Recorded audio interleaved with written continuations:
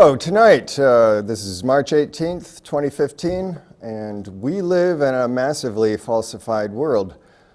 For about 4 years, off and on, mostly on, I suppose, in those 4 years, Blue and I have been doing a series of shows on UFOs and strange anomalies, and the picture that has emerged from shows that started out just being shows about what's going on with UFOs have delivered more and more of a, I think, a coherent picture of what's going on with that. And parallel with that is that more and more information is available on this from the internet.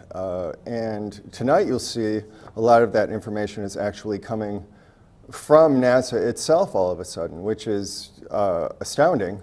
Considering that for so long they have been airbrushing out things, they've been denying things, the government much the same overall, and yet we have seen on videotape Edgar Mitchell, for instance, talk about his hometown, Roswell, New Mexico, and the fact that he knows that the people there experienced during his childhood a UFO crash, a massive government intervention, and threats by government people telling them that they would be killed if they talked about this kind of stuff, about what they had experienced. I don't think I need to talk about the Roswell thing because you've probably heard that before, but the thing is that it's real. Edgar Mitchell believes it's real. Hundreds, if not thousands of people in his hometown utterly believe it's real because they saw an alien alive, they saw dead body aliens, they saw wreckage, they saw a massive invasion by the military, all upset over this whole thing and threatening the entire town. So anyway, things have changed. In those 4 years, like I said, there's a massive amount of material on the internet. And about 2 years ago, we did a show in which we we shared with you a book that we were both reading, which was by a man named Dolans, who's a PhD, originally in Cold War relations between the US and the Soviet Union. That got him into the CIA, and he realized that the CIA was actually originally created in 1947, along with the National Security Act of 1947, to handle the UFO issue. And so that led him down an amazing journey of revelations that brought him to understand, he believes, that we have essentially a breakaway civilization because the material was sequestered, the technology was reverse engineered, and there was apparently a treaty from 1952 onward between the Eisenhower administration, so the US through him, and the aliens involved in the Roswell event, known as the GRTV Treaty. So much has gone on, so much sharing of technology and the strange terms of the treaty involving genetic material. You know, you've heard the whole thing before, the abductions, etc. Because tonight is about how things have changed and how so much of it is about the internet, I'm going to present a series of documents from the internet. So these are newsworthy because they are documents. These are journalistic news documents, and I hope that people see them that way and withhold disbelief, at least for a while, to examine them on their own terms. So if we could go to, and by the way, this is CTV, produced by the CTV Society, also known as S.E.E., and with me tonight is Blue, also a member of the Society, and I'm Mark Zapytowski. I am a member of this society as well, and this show has been going on for 20 years, and you can also find us on the internet, and if you're finding us on the internet, well, thank you for being diligent and finding us there. So if we could go into our first roll-in, this is actually from You've got Chris from Mars Anomalies. Look at the outside of the crater, look at, oh my God. And people are finding all Could we kinds turn of that crazy up stuff. for Look at rock nests, look at all this here? kind of places, all the stuff that they're finding. Is it a secret? Okay. You know, is there any question, curiosity there? I don't believe so. And I don't believe that they're just, hey, let's just look for some rock samples, see if there's any past life here. I don't think that's what they're there for, guys. I think it's a big farce. I think they're lying to us as usual. And again, this is only my views, and this is only my opinion. I don't expect everybody to share the same thing. But let me get to this here. All right, first of all, I got a scale right here. I would imagine that's miles. But if you were to take this here and just roughly measure it, that's from this center of the star to about in between these two, I want to use the term fractures, from here to about here. That's 50 miles. Okay, now let's just go right from here to here. That's about another 50. That's 100 miles right there. How large is this thing? So this thing had to be really high above the ground. I mean, you know, thousands of miles or whatever. I mean, I'm not sure. It doesn't get into that. But you can bet that it's pretty high up. Now, you know, I didn't really notice anything really standing out because you see it's like all these pixelated. But I'm going, what is all over these fractures? See it? There's like a bunch of these little things all over this. And then I noticed this right here, and I'm going, is it possible that these are roads right here? See it? All like just everywhere it looks like these main roads and everything. Just these in between here. And I'm saying to myself, well, and where's that spot there? I noticed right off the bat. I was like, what is that? Oh, right here. Picture this being a main road, and you're just driving along it, you know, and you take a left right here, and look at this right turn right here. It just kind of goes over, comes around, takes this 90-degree angle, comes down, and into this, inside this area, this lower area where the sediment supposedly settled. And believe it or not, you know, I'm saying to myself, well, there's no possibility that anybody could live in this because they'd fall in these crevices. They'd fall in, you know, but they're already filled in because they said that water was probably most likely on top of this, and therefore, it filled it in. So, okay, so I'm looking at this and I'm going, okay, I saw that right there. And then I'm saying, well, look at the way there's almost like perfect right here. And you could just see these little things all over this. You can see like these weird roads and everything running off. Now keep in mind, if this is 50 miles from here to about here, that's a lot of miles, and these things would be very tiny, very small, if they are in fact, structures, cities, whatever. I know some guys got better, software to look at this stuff, and that's what I invite you guys to do. So you can give me your opinion on this. And let me do this. Let me jump to this so I can show you guys what I've got. Okay. Now, I'm going to zoom in just to right over here, over this, over their scale marker here. Okay. And I'm looking at some of these things, and just look at the way this comes up, comes down, and if you look at all along this road, everything is like on the side of it, like you would find if you were looking above, like in a big city on Google, maybe in the suburbs, and you look and you see these roads, but you can see everything's like on the side of it. I don't know about you, I've never seen a house in the middle of a road, but you can just see some wild stuff here, like it all runs along here. Look at the way this road actually runs. Comes up, goes straight across, comes down this way. And it looks like there's just a bunch of things all over this. Now, I'm just going to equalize it, see if we can't bring it out a little bit. Okay.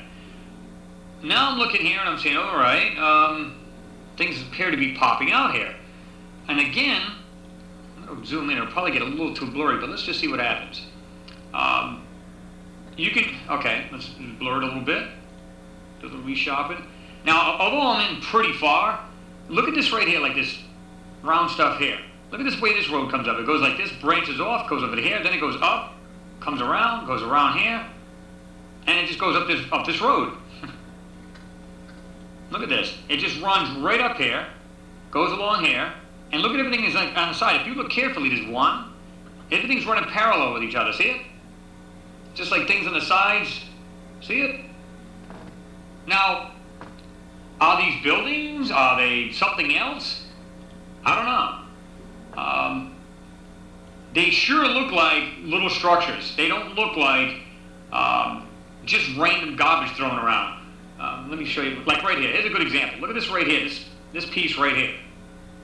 Kind of comes up, looks like the letter P kind of thing. See it? But it's perfect, like this 90-degree angle in this corner. And it looks like it comes around, and it's either this is just a landscape area. Like if you looked over a building that was well manicured on their lawn and stuff like that, and then you've seen something smack dab in the middle. Well, that was Chris from MarsAnomalies.com.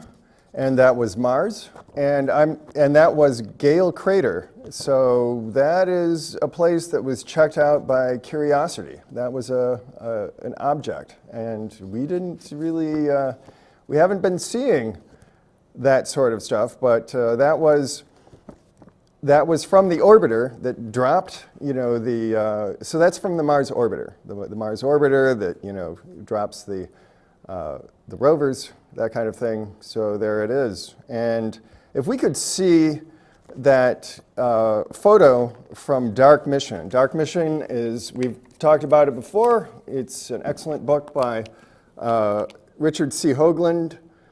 Dark Mission, it is about all sorts of anomalous and strange realities that have to do with NASA and with UFO alien contact covering up and apparently attempts to contact the aliens or appease the aliens, strangely enough, by doing things on dates propitious to the Egyptian gods. Which apparently NASA is actually very concerned to do. That really determines many of the launch sites, according to Richard C. Hoagland. If we could see the photocopy from this book, Dark Mission, by Hoagland, okay, there.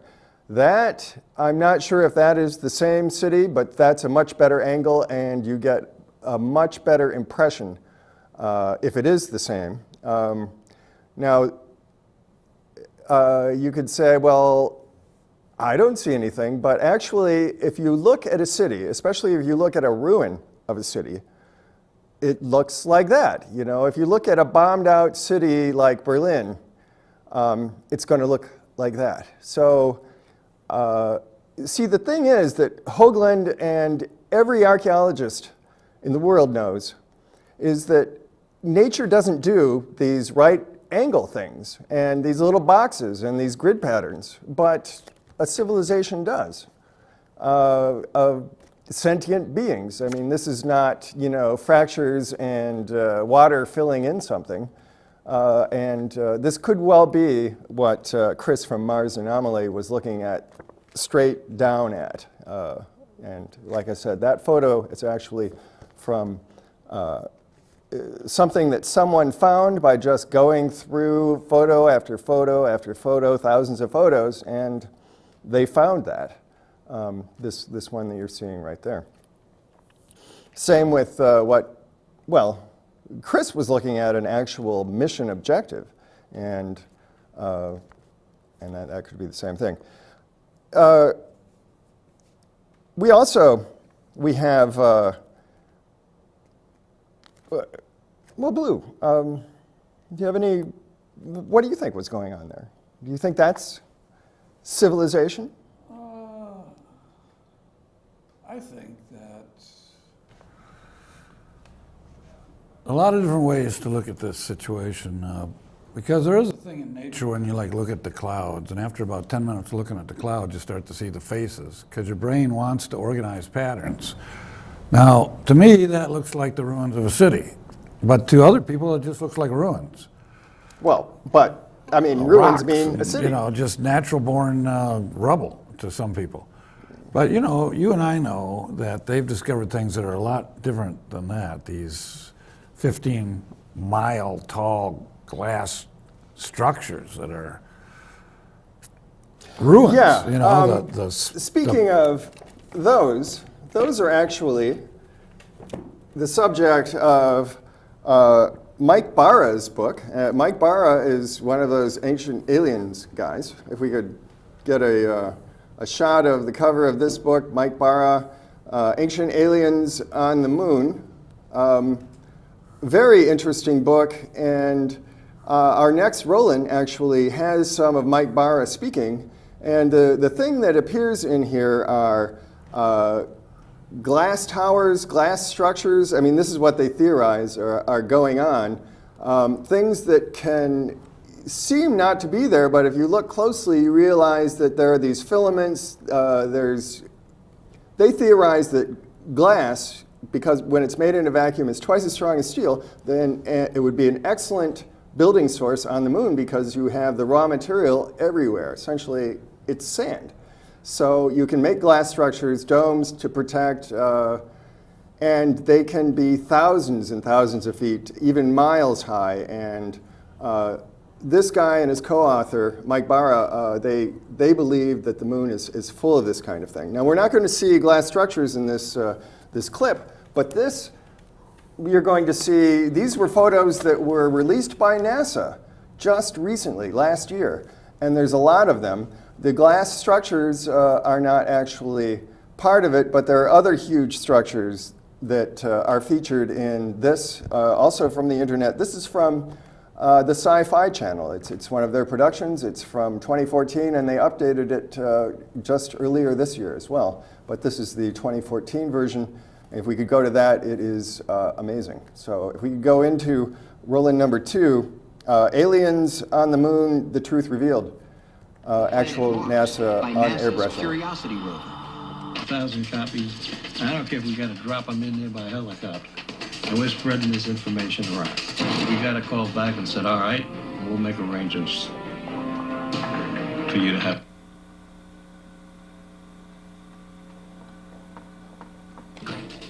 Can be seen in the harrowing story of petroleum engineer Vito Sakari.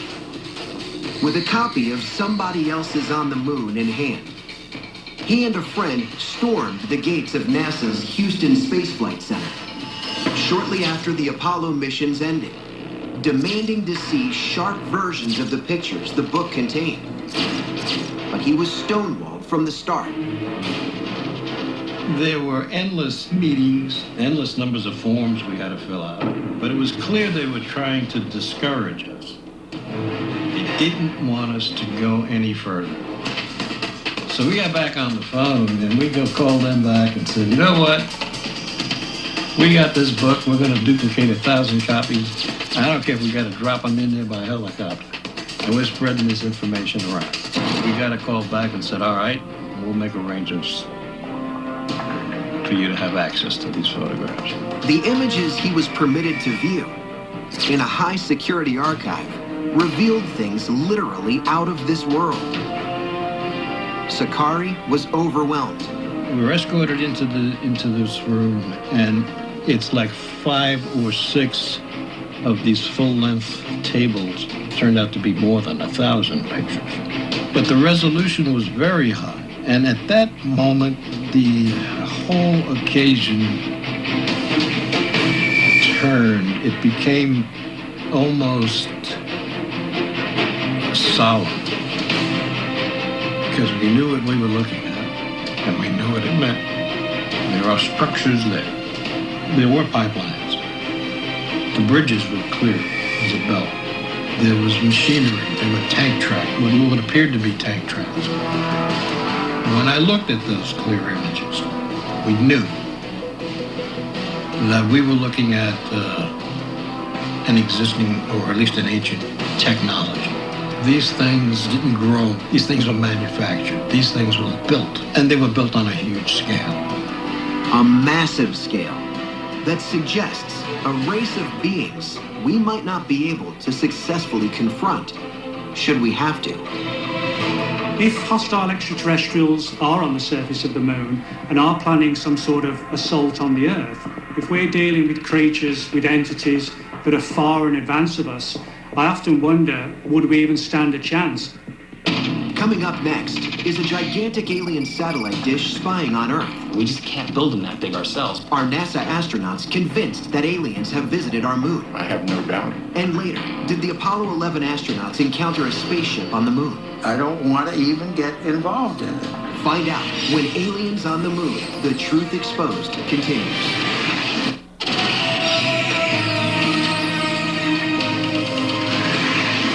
As we've just seen, there is growing evidence of an alien presence in our skies, in the solar system, and most shockingly, on the surface of the moon. Investigators point to this NASA photo taken by the Apollo 16 astronauts and can identify what appears to be a huge fortress consisting of a towering cylindrical structure positioned next to what might be a gun turret extending out for more than a mile in the Mare Crisium region. Is this proof from NASA's own archive of an alien base existing on the side of the moon that always faces Earth?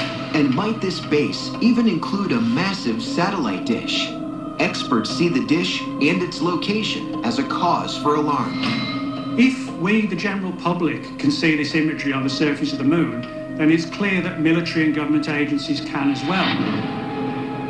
They might well be sort of quaking in their boots, wondering who's built these structures, where are they from, what do they want?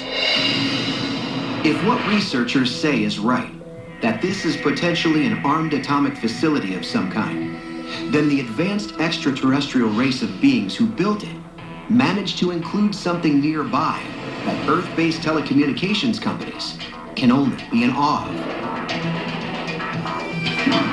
People will look at a solid crater and see something that looks like a satellite dish, and maybe even with a base underneath. And it has very, very clear, very distinct features of a satellite dish. It's got the dish itself, the crater shape. It's got a long spike that appears to come out of the middle. And then down below, you can see structural members, cross beams, all sorts of stuff that looks exactly like a satellite dish on Earth looks.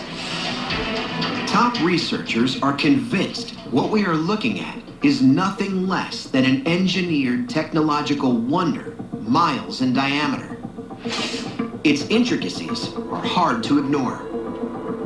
Look at what might be a parabolic reflector dish, a subreflector mounted on a mast over the dish, and an underlying substructure of girders and supports that not only hold up the dish, they also house the mechanism that rotates and aims the dish in a specific direction. When you make a visual comparison where it matches up exactly with something terrestrial that's artificial, my conclusion That was a clip from a Sci-Fi Channel production 2014. It has been updated recently for 2015. The 2014 edition is 90 minutes long, and it's quite amazing. I don't really believe that this petroleum engineer and his friend went in and said, we're going to make 1,000 photocopies of this paperback, and so you guys better be very afraid. I think NASA was ready to do something, and so they did it. And it's amazing that after all this time, NASA is releasing the material because they've been blurring it out, they've been airbrushing it away. 40 years ago, when I was a kid, a friend told me that his older sibling, or an aunt, an uncle, I don't remember, worked, in Texas for NASA, or maybe it was in Mississippi or something like that. But anyway, their job, they told the other kid, was, hey, I airbrush out alien objects that are on the moon. That's my job. I do it all the time, and it gets boring and it's kind of weird, but we're not supposed to talk about it. But they can't help but talk about it because it seems weird to keep such a secret. And I think that's weird too. I'm just astounded that these things are now being released. It tells me that something really big is going on, and a lot of these things you'll find on something called the UFO channel, and it is internet material that ends up on YouTube. That's how I see it. And the UFO channel calls itself the Disclosure Network. And I would say over these past 2 years, but especially over this past year, and especially over the past few months, that's more and more what we see going on through the internet. I'm not so sure that this is what's going on regular TV, because I haven't seen regular TV, or even, which I would call cable, and I haven't seen regular TV for years. So I don't know, but I find it amazing. I think it's important to go through the next clip. This is also from the same Sci-Fi Channel production. And so this is roll-in number 3. Then we'll be back to talk about that with Blue, and we'll be open for some calls. So if we could go to roll-in 3. Artificial satellite pulled into Martian orbit by aliens.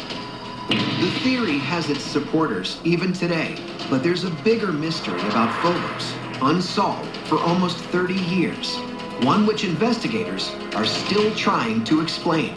The Soviet Union in July of 1988 launched 2 probes to Mars, Phobos 1 and Phobos 2. Now, approximately a month or so after launch, Phobos 1 disappeared. The Russians lost it. Now, they attributed this loss to a combination of computer and human error. But the story that subsequently emerged is far more chilling. Russian researchers went public, claiming a shadowy, unidentified craft may have destroyed Phobos 1 before going on to eliminate Phobos 2 in a startling sequence of events captured on film.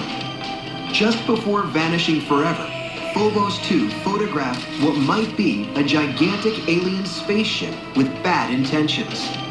Broadcast on Russian television and described as a thin ellipse, the image resembles a needle or dagger aimed at the Martian moon. Whatever its true shape, it is estimated to be larger than any craft mankind has conceived of. I'm talking about 25 kilometers in length and 1.5 kilometers in diameter. Now, according to Glav Cosmos, the Russian agency at that time, this object or something turned toward their spacecraft and rammed it, knocked it out of orbit.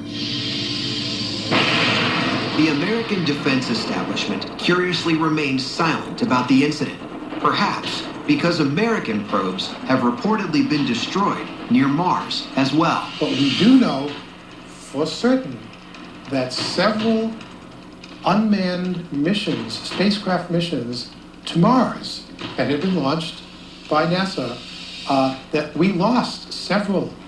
And these were expensive missions that as they got closer to Mars, suddenly they just stopped operating in spacecraft for unknown reasons. And NASA still has never come forward with what they know really happened. Is NASA withholding information about a dangerous alien presence operating around Mars? Recent photographs taken by the Mars Curiosity rover suggest a UFO similar to what seemingly destroyed Russian and perhaps US space probes might still be patrolling the Martian skies. Earlier this year, the rover's cameras captured an almost identical cylindrical-shaped UFO as the one Phobos 2 photographed back in 1989, right before it was obliterated. This time, the cylinder appears to be rocketing over the planet, remaining in view for roughly 10 minutes before disappearing. Researchers first believed the moving image resulted from the camera shutter staying open, producing a time-lapse effect. But upon examination, the shutter speed was normal. Alarmingly, some military insiders say the US government is keenly aware there's a real ET threat facing us. We were aware there was a possibility of an unknown presence, possibly alien, extraterrestrial, near the Earth. John Brandenburg is the former deputy manager of the Clementine mission, a classified operation designed to map and investigate all corners of the moon. Well, that was very interesting for a number of reasons. That ship is still around. Phobos is fascinating. Hoagland has been fascinated with Phobos, author of Monuments on Mars, famous for pointing out the face, which has since been obliterated somehow. Phobos, you'll see in the next clip, is apparently artificial. Hoagland's always trying to point out that the asteroids that the US has been visiting over the past year and a half have this artificial geometry. They look like they are destroyed, inhabited places that have been, where whatever was on the surface is blown over, and you see regular geometry in an understructure. They look like Death Stars, the asteroids that he says, and I can see what he's saying, but somehow when Hoagland does it, the images that he chooses, the technology that he's using doesn't seem to quite bear it through, at least when he appears in the EXO conference at Leeds and such. But when he dealt with Phobos, see, Phobos is in a low orbit over Mars, and it's a small moon, quite small, but on one side, the side that doesn't get hit by asteroids, that is protected because it's facing Mars itself, looks extremely artificial. Yeah. And if we could go to that, then we'll be open for your calls. We'll do some discussion, and then we have some other short roll-ins. But this is the Hoagland roll-in. This is from the Exopolitics 2010 Leeds conference. This is Hoagland. He's talking about Phobos. Mark. Yes. Phobos. This is roll-in 4.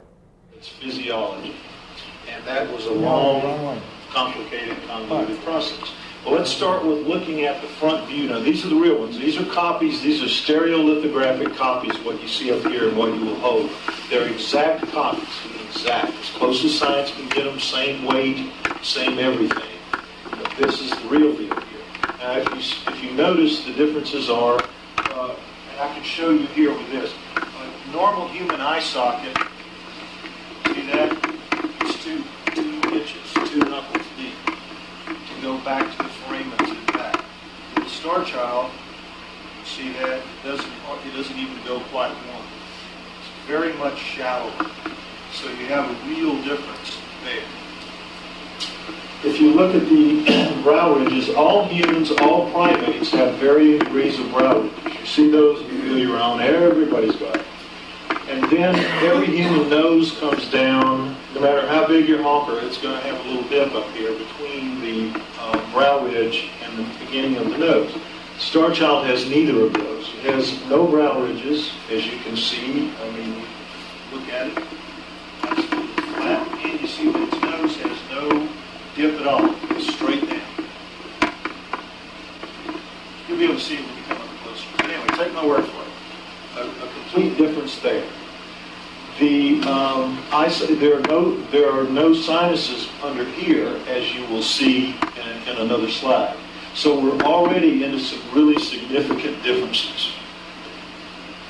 Now this is the size of it. It's a little smaller, as you see. It's a little smaller than a normal human head. All of us in here, we would have. It's about the size of maybe his head, approximately. I put Jaden Smith up here, 12-year-old actor in The Karate Kid, Will Smith's son.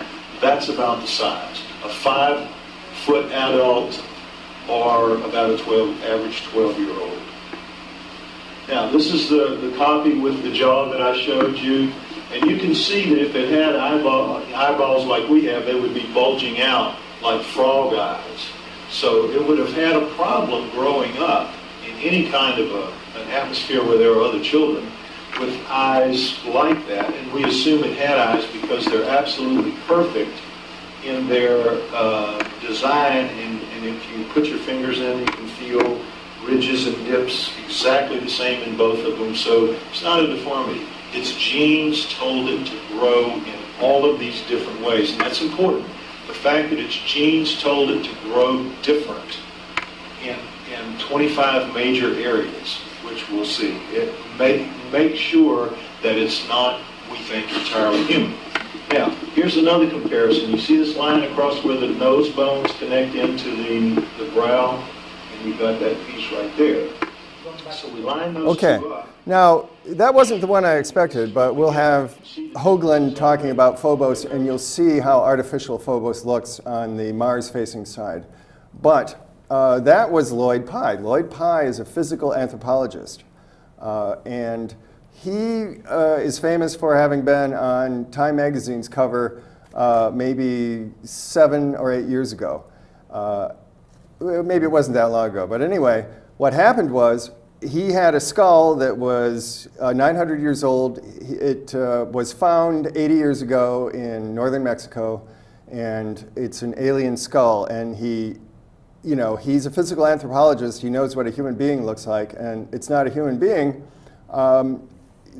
He tried over and over again to get the DNA tested, and people were freaking out. It has these cords, these structures that make the skull incredibly strong. It doesn't, when you cut it, they cut a little chunk out of it, and it's nothing like a human skull. It's very thin, but it's incredibly strong because there are these almost unexplainable cord-like structures that are reinforcing it. But anyway, when the DNA was finally done by somebody, after years of trying, it has alien, I mean, it doesn't have human DNA. It has human mitochondrial DNA, but I mean, it definitely, he came out with, you know, the science says it doesn't have, it's not a Homo sapien. It's not human DNA, except the mitochondrial. So it had a human mother, but the rest of its DNA is not human. So it's some kind of unusual hybrid. And so that was why that is important. Later on, we'll see an example of one of the so-called small-nosed grays, as well as I can figure out, that's been prevalent on the internet. And that seems to be what that skull is indicative of, or closest to. But if we could go to the other Hoagland thing. This is Hoagland talking about Phobos. And then we'll be open to your calls, and we'll be discussing.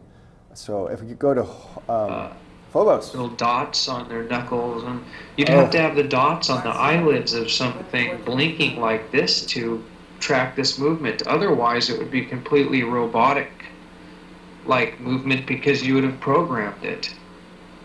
This is completely, every bit of it is fluent motion, and that tells me what we're looking at is footage. I mean, I can absolutely tell you what we're looking at here is not CGI. I mean, you look across the forehead, there's way too much three-dimensional characteristics here. We're actually looking at footage film of a three-dimensional, I mean, character. There's just no way around what we're looking at here. And on top of that, to think that this is some kind of magnificent suit or anatomic doll is absolutely unbelievable. Look here, we got the hands. Like, look at, they move. I mean, look how long the thumb is. And again, this is footage. You can see the texture of the wall behind. You can see the three dimensions. I mean, everything. I mean, look at the shadowing. Look at the shadowing. That, I mean, that's another thing. It's just okay, and that was the so-called alien gray, but it's like the kind of being that Lloyd Pye was describing. In that piece, in a portion that you didn't see, he did say that because the eye sockets are so shallow, that the blinking would be very remarkable. And that's exactly what you see there. You see the kind of divot in the top of the head that skull had. You see those features. So there's several examples of people hosting that on the internet. Its source is not known. People don't know how old it is. It is in black and white, but some people suspect that it may be that it has been worked to make it look older than it is. So we're open for your telephone calls. Our number is 459-4881. And at some point before the end of the show, I still would like to do roll-in number 4, which is a short roll-in of Hoagland talking about the shape and the structures on the inside, the Mars-facing side of Phobos. So 459-4881, this is, oh, well, I guess we're ready to go with that. We'll go with that, and go ahead. Cargo vessel chugging along like a different era. Like the image is supposed to convey, this represents this part of spaceflight and something else, to pardon the expression, is dawning. Which brings us to this place. This is an artistic representation of a little moon called Phobos, which orbits Mars in 7 tetrahedral hours, 39 tetrahedral minutes. Some of you know exactly what I'm talking about when I say that. A moon which has become really exciting because with the Mars Express mission, the S.E.E mission that you guys are involved in, at least partly as part of the European Union, we've gotten some astonishing images of Phobos over the last few years. Images showing, oh my, what do we, more regular geometry. Except this appears, this object is only about 15 miles across. This geometry is visible in this stark form only on one side. On the other side, it seems to be covered up. Why is this side different than the other side? Because this side is the front. Phobos goes around Mars and orbits Mars in the same period of time that it takes to spin on its own axis because of something called tidal lock. It's in a tidal lock configuration. So like our own moon, it orbits around and keeps one side always facing Mars every 7 hours and 39 minutes. That's the side that I believe is scoured off by micrometeorite abrasion. Basically, this object has no gravity. It's like a billionth of the Earth or something. So any particle that hits, ping, stuff flies off into space and doesn't stick and doesn't lie in the valleys and the bottoms of whatever and mantle and cover and conceal what's underneath. Look at this astonishing rectilinear geometry. This is now a close-up. You can actually see that there are decks here. There's weird, long, lineal, this looks like a cable maybe. The scale of this is all very human. It's very terrestrial scaled. And if you do the comparison, this is a Mercator projection map of the weird lines, grooves, pattern. This is a nighttime satellite image taken from ISIS of the streetlights of Los Angeles. Geometry, Okay, geometry. I'm ready.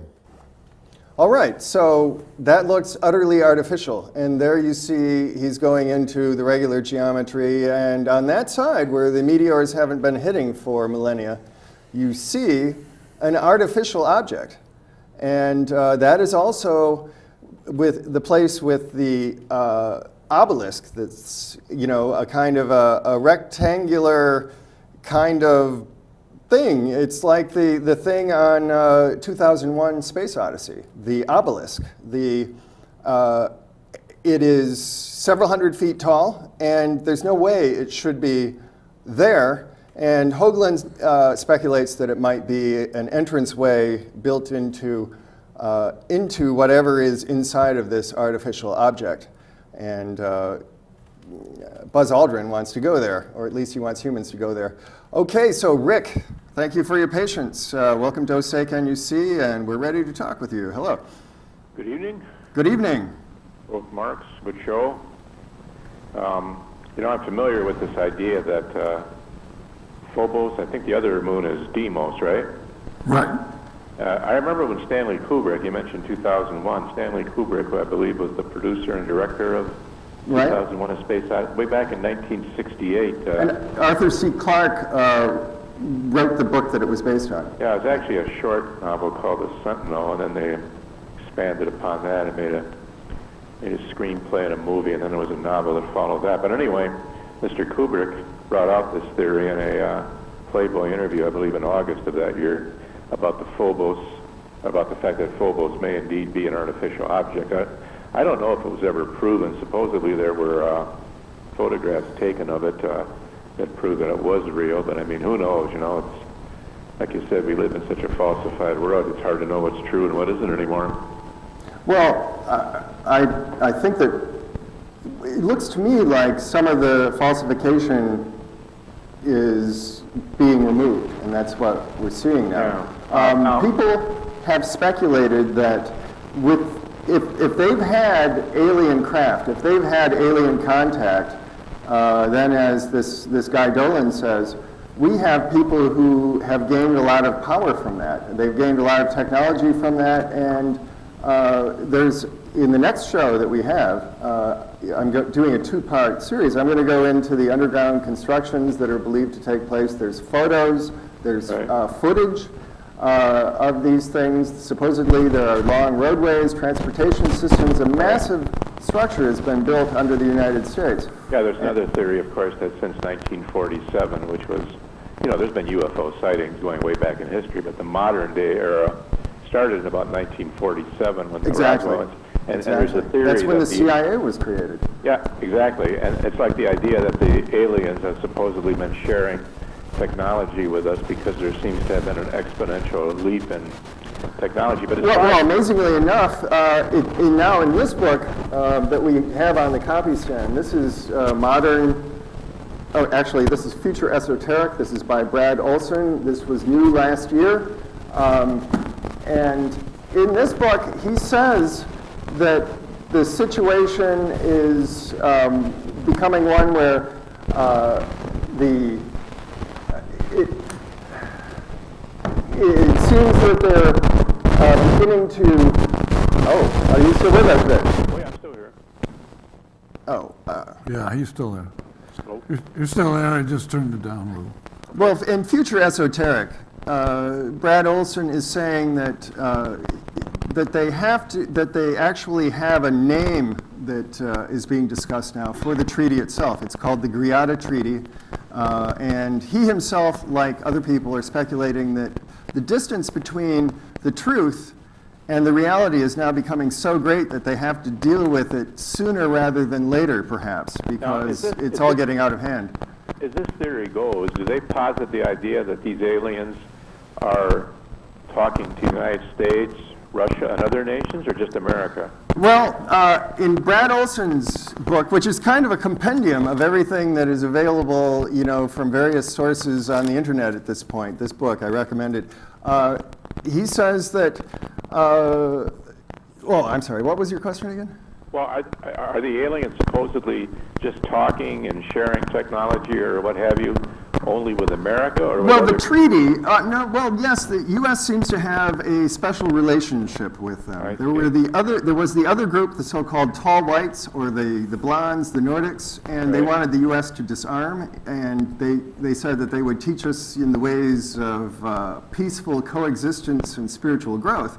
The U.S. rejected that, of course, and went with the little gray guys that you saw. These aliens are not monolithic. There's different types of aliens. Oh, they're different types, right. And we have the small-nosed grays, supposedly, with whom we have a treaty, and the treaty said, well, we'll give you technology, share it with you, make you a sort of ally in a protectorate state, but you have to allow us to kidnap your human beings, your Americans, and we're going to do things with them, but we promise that we won't hurt them and we'll give them back after we're through with them. Oh, really? And the U.S. has been upset, supposedly because the U.S. thinks that they haven't been really abiding by the treaty, that there are far too many human beings who've been taken, and far too many of them actually some of them have vanished also without coming back. It seems that they're hybridizing for some reason with American human beings, and so all this seems to have also gotten out of hand, and maybe that's another reason why we're actually hearing what the name of the treaty is now.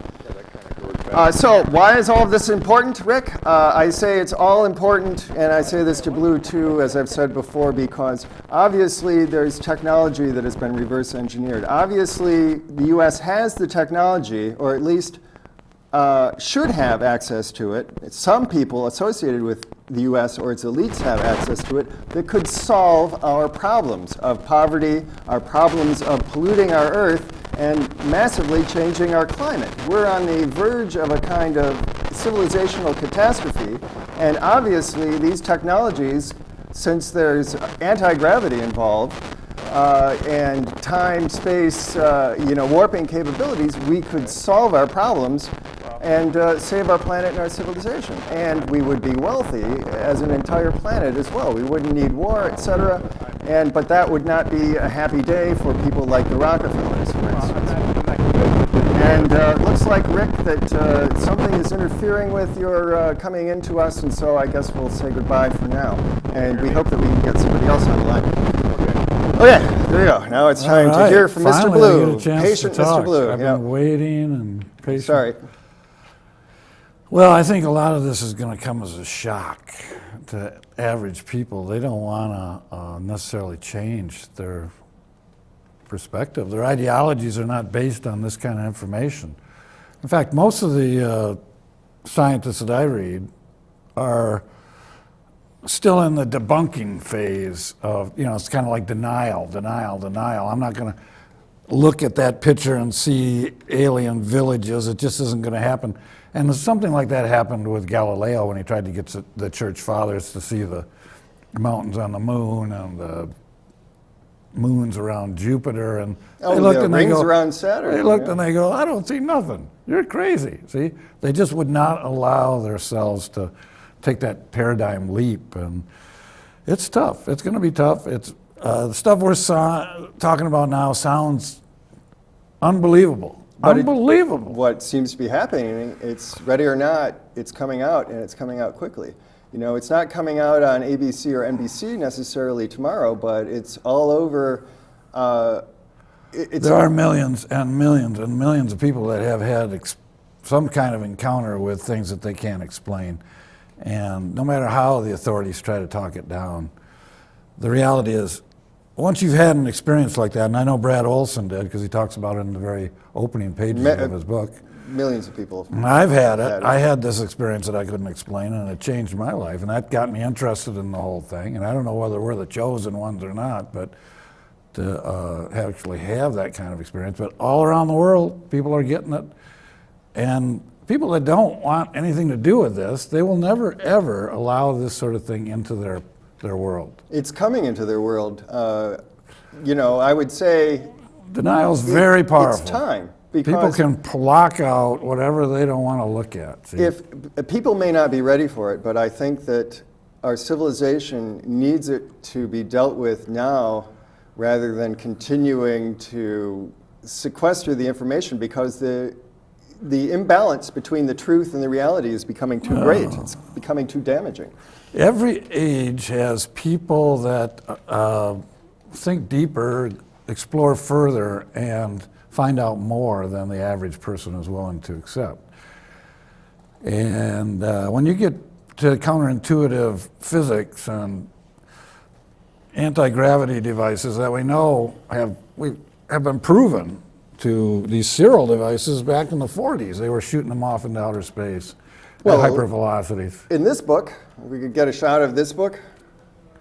Yeah, that is We've talked about this book. That is one of the best books ever written. This right here, this is, if we could get a zoom in on this book, this is Paul Laviolette's The Secrets of Anti-Gravity Propulsion. Here we go, Paul Laviolette. Now, he's a physicist, wrote this book, and the book goes back to the 1920s. A high school student in the United States actually developed a capacitor that became lighter once he fed some electricity into it. And out of that, the guy developed anti-gravity propulsion. And this started in the 20s. He continued to work between, up until into World War II. He became involved with the Philadelphia experiment. Some people were killed. He had a nervous breakdown, but in the 50s, he continued to work on that. And because of this work that he did, maybe some of it came from, some helpful hints came in later from the UFO reverse engineering or the Greada Treaty, but that's why around 1960, actually 1965 at the World's Fair, they were telling people in New York City, with a model, GM was saying, the car of the future, by the 1990s, you'll be, people will be zooming around with their anti-gravity cars.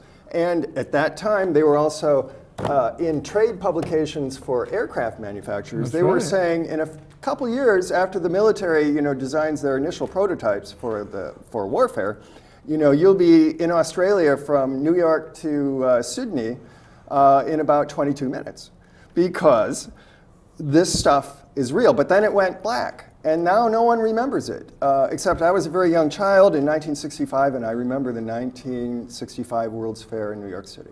Oh, yeah. So I can tell you about that.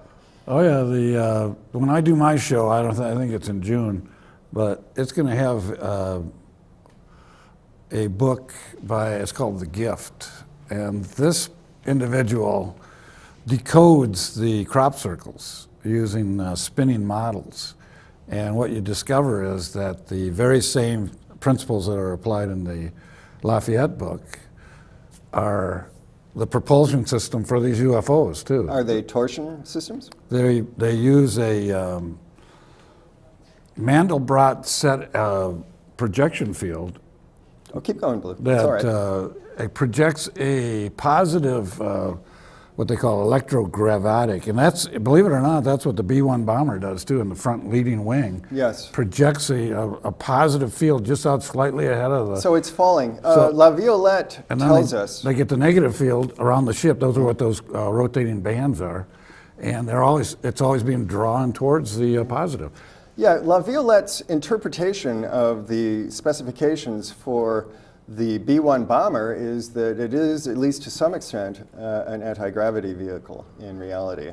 That what seems to be fiery propulsion is really the electrical generation force to electrify the leading edge of the craft and project this kind of anti-gravity field that it's always falling into, that it can project forward of the craft. Yeah. And this has been Oh Say Can You See? I will go out allowing Blue to give us some of the last words. I will tell you, though, that we'll deal with other aspects of sequestered technology in science, such as what has happened to anthropology, archaeology, our fake history, occulted history. So, Blue, and that's next in 2 weeks from now. Okay, Blue, what do you say? Watch the skies. Watch the sky. No, I'm telling you, you have to get involved and find out. Otherwise, it's just going to be gobbledygook. Nobody wants to go halfway. This is the sort of thing the Buddha said, there's two mistakes a man makes in life. One is not searching for the truth, and the other one is not going all the way. And that's what we're at. We're going all the way. So, is this that slow motion disclosure? Oh. It doesn't seem so slow to me, actually.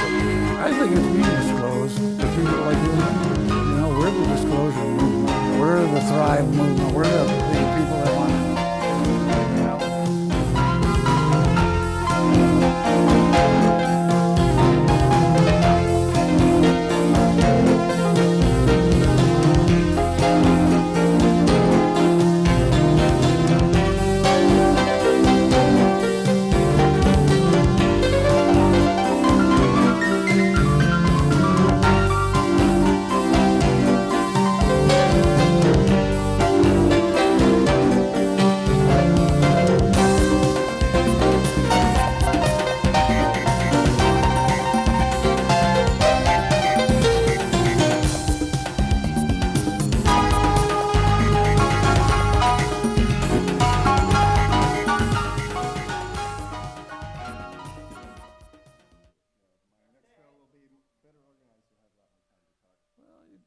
That's why I didn't want to break in, because I knew you had a shitload of things to do. I'm sorry, but it is because of this. No, it's your show. You put a lot of thinking thought into it. You want to get it right. Well, be on my next show.